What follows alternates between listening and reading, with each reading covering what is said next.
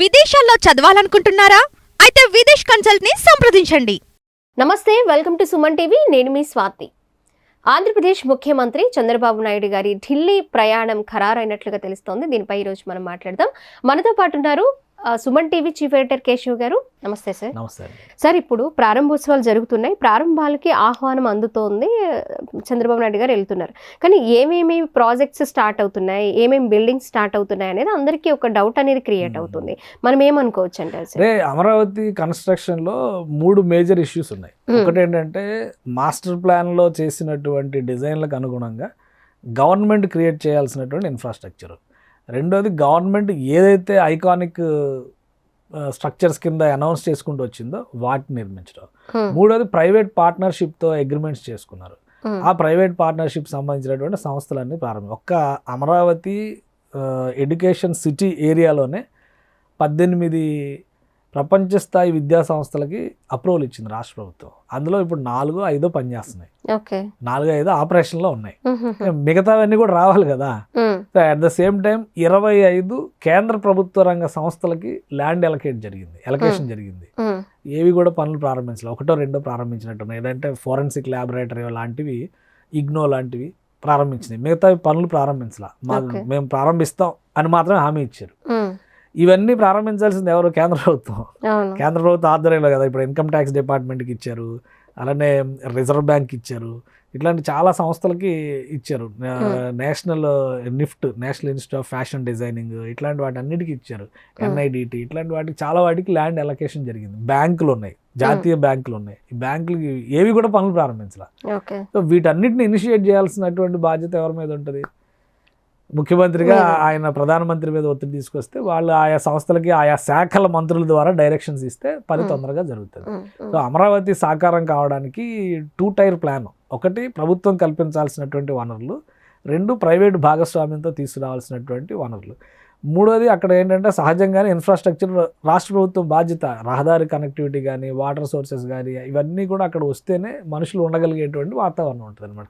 So వీటిపైన focus పెట్టడం వల్లే దశల వారీగా ఒక్కొక్కటి చేసుకుంటూ వెళ్తున్నారు. అమరావతి ఔటర్ రింగ్ రోడ్ అంటున్నారు, అమరావతికి విమానాశ్రయం అంటున్నారు, అమరావతి రైల్వే. ప్రజల్లో కూడా అమరావతి అనగానే ఒక కన్ఫ్యూజన్ స్టార్ట్ అయిపోయింది సార్. మీరు అన్నట్లుగా ఔటర్ రింగ్ రోడ్ అన్నారు, అలాగే మనకి మెట్రో ట్రైన్ ప్రాజెక్ట్ ఒకటి అన్నారు, అలాగే ఇప్పుడు కొత్తగా ఇంకేవో అమరావతిలో ఆ ప్రాజెక్ట్ స్టార్ట్ అవుతుంది, ఆ బిల్డింగ్ స్టార్ట్ అవుతుంది అనేదే వస్తుంది తప్ప అసలు ఎప్పుడు ఏం స్టార్ట్ అవుతుంది అనేది ఒక క్లారిటీ అయితే ఒకటే అండి. ఇప్పుడు చాలా మంది మనం కూడా వీడియోలు చేస్తుంటే కొంతమంది కామెంట్లు పెడతా ఉంటున్నారు, ఇది రోజు చెప్పిందే చెప్తున్నారు, ఇందులో డెవలప్మెంట్ లేదు, అది లేదు, ఇది లేదు అంటే. ఒకటి ఇక్కడ పాజిటివ్ అప్రోచ్ అనేది చాలా అవసరం. ఏది కూడా ఒక్క రోజులో నిర్మాణం జరిగిపోదు.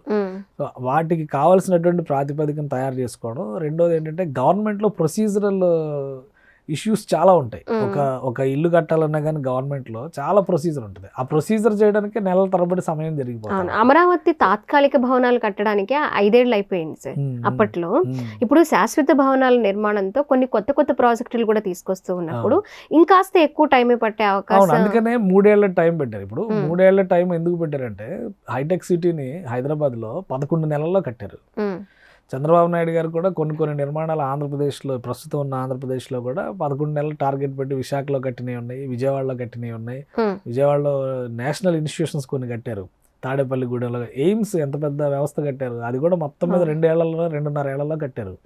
కానీ అమరావతి దగ్గరకు వచ్చేసరికి ఎందుకు జాప్యం జరుగుతుందంటే అమరావతిలో ఎటువంటి లోపభూయిష్టమైనటువంటి విధానం ఉండకూడదు, చట్టపరమైనటువంటి సమస్యలు ఏవీ రాకూడదు.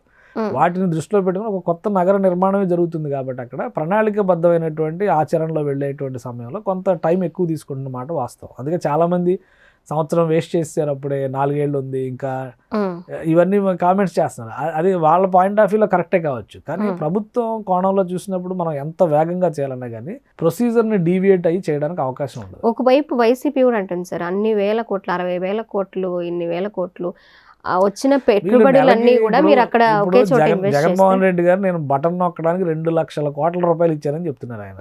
ఎవరు తిన్నారు? ఏ రకమైన ప్రగతి సూచికలను అది చూపించింది? డబ్బులు ఇవ్వడం అభివృద్ధి కాదు కదా. పరిపాలన ఎప్పుడైనా కానీ ఎలా జనరంజకం అవుతుందంటే, చిన్న ఎగ్జాంపుల్, ఒక వ్యక్తి సుఖంగా జీవించడానికి వనరులు సమకూర్చడం ఒక రకమైనటువంటి డెవలప్మెంట్. ఒక వ్యక్తికి డబ్బులు ఇచ్చి నీకు కావాల్సి నువ్వు కొనుక్కోమని చెప్పడం ఇంకో రకమైన డెవలప్మెంట్. ఏది పర్మనెంట్ అంటే ఫస్ట్ది కొద్దిగా కష్టంగా అనిపించవచ్చు ప్రభుత్వాలకు, కానీ ఆచరణలో చూసినప్పుడు దానివల్ల వచ్చే ప్రయోజనాలు ఎక్కువ ఉంటాయి. ఈ బటన్ నొక్కేటువంటి కార్యక్రమాలతో వచ్చే ప్రయోజనాలు చాలా తక్కువ ఉంటాయి. అది తాత్కాలికం. అది అందుకే కదా మీరు చేపలు పట్టడం నేర్పించండి, చేపల కూర వండి పెట్టొద్దు అని చెప్తున్నారు కదా సామెత. కాబట్టి వాళ్ళు బటన్ నొక్కి మేము 5 ఏళ్లలో ఇన్ని లక్షల కోట్లు ఇచ్చాం మేము అని చెప్పి ఎవరు ఇచ్చారు? వాళ్ళ డబ్బులు ఎవరికి ఇంట్లో తీసుకొచ్చి ఇవ్వలేదు కదా. ఇప్పుడు చంద్రబాబు నాయుడు గారు కూడా ఆయన ఇంట్లో తీసుకొచ్చి ఇవ్వట్లా. కాకపోతే ఒక పర్మనెంట్ స్ట్రక్చర్, ఒక వీధిలో ఒక రహదారిలో దూర ప్రయాణం చేస్తున్నప్పుడు ఆ రహదారిలో వెళ్ళేవాడికి ₹1 చేతికి ఇవ్వడం మంచిదా, లేదా వాడు వెళ్ళేటువంటి వీధి మొత్తంలో తాగునీటి అవసరాల కోసం మంచినీళ్ళ కుండలు పెట్టడం అనేది మంచిదా అనేది చందమామ కథల్లో మనం చాలా చదువుకున్నట్టు. సో ఏది మంచి అనేది జనం విచక్షణ మీద ఆధారపడి ఉంటుంది. ఈ షార్ట్ టర్మ్ బెనిఫిట్స్ దృష్టిలో పెట్టుకొని మాట్లాడడం కాదు. అమరావతి అనేది ఒక రాజ్యానికి సంబంధించినటువంటి రాజధాని నిర్మాణ వ్యవస్థ. అది 2000 సంవత్సరాల చరిత్ర ఉంది అమరావతికి. అమరావతి అంటే చాలామంది ఈ అమరావతి కాదు ఆ అమరావతి అంటారు. అమరావతి లెగసీని కంటిన్యూ చేయడం కోసం. ఇప్పుడు హైదరాబాద్ అంటే ఏదని చెప్పాలి మనం? ఇప్పుడు ఉన్నది హైదరాబాద్ కాదు కదా. చార్మినార్ దగ్గరికి వెళ్ళి ఇదే హైదరాబాద్ అని మనం చెప్పలేం కదా. ఇంకా చెప్పాలంటే ఆయన కులీ కుతుబ్ షా చిచ్చలం అనేటువంటి విలేజ్కి వెళ్ళాడు. మూసీ నది దాటి ఆ విలేజ్కి వెళ్ళాడు. అదే హైదరాబాద్గా పురుడు పోసుకొని మహానగరం అయిందని చెప్పాయి. అది చిచ్చలం విలేజ్ అని మనం ఇప్పుడు అనలేం కదా. కాబట్టి చరిత్ర మారుస్తుంది. ఎక్కడో చైనా నుంచి పడవలు వేసుకొని షిప్లు వేసుకొని విజయవాడ వరకు పడవల్లో వచ్చి విజయవాడను వెజ్జువాడ అని పిలిచేవాడు. వెజ్జు అంటే డాక్టర్, వైద్యుడు అని. ఎందుకంటే ఆ పడవ ప్రయాణంలో సముద్రయానం వలన వచ్చేటువంటి రోగాలకి ఇక్కడ ట్రీట్మెంట్ చేసేవాడు. ఆ ట్రీట్మెంట్ అయిన తర్వాత నాగార్జున సాగర్ కొండ ఉంది కదా, అక్కడ నాగార్జునుడి విశ్వవిద్యాలయం నడిపాడు కదా, అక్కడికి వెళ్ళి విద్యాభ్యాసం చేసేవాళ్ళు. అప్పుడు చరిత్రలో ఏది మహానగరం అని మనం చెప్తాం? ఆ లెగసీని గుర్తుపెట్టుకునేలాగా అమరావతి అని ఒక పేరు పెట్టారు.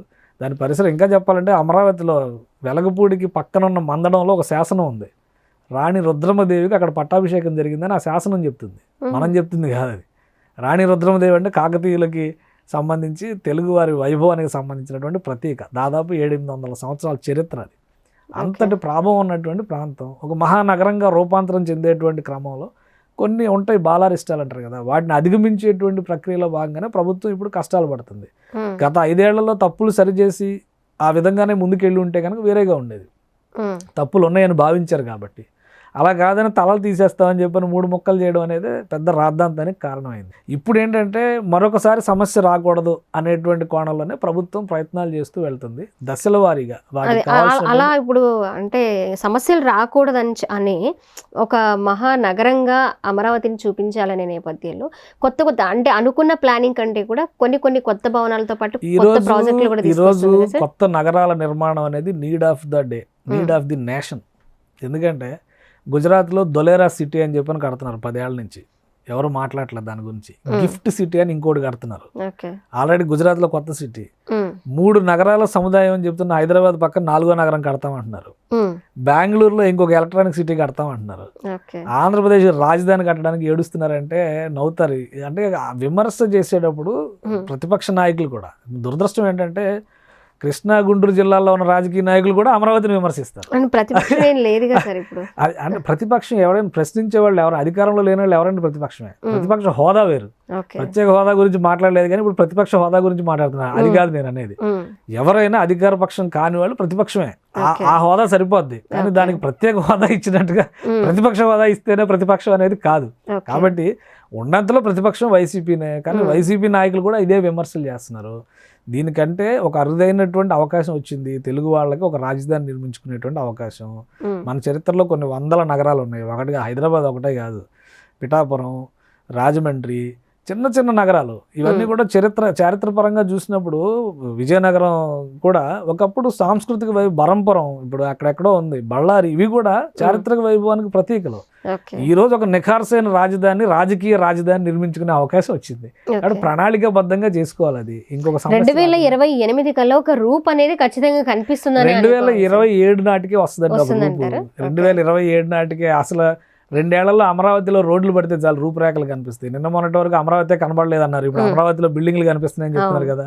మీరు ఒక ఏడాదిన్నర ఆగండి, రహదారి వ్యవస్థ కొంచెం కనెక్టివిటీ మొదలైన తర్వాత ఆటోమేటిక్గా అమరావతి అందరికి అదిగో అమరావతి అని చూపించే రోజు వస్తుంది. పెద్ద ఎక్కువ కష్టపడాల్సిన అవసరం ఆ రోజు కోసమే ఆంధ్రప్రదేశ్ ప్రజలందరూ కూడా ఎదురు చూస్తున్నారు సార్. మీరు అన్నట్టు ఇది చంద్రబాబు నాయుడు గారి డ్రీమే కాదు, ఆంధ్రప్రదేశ్ ప్రజలందరి డ్రీమ్ కూడా.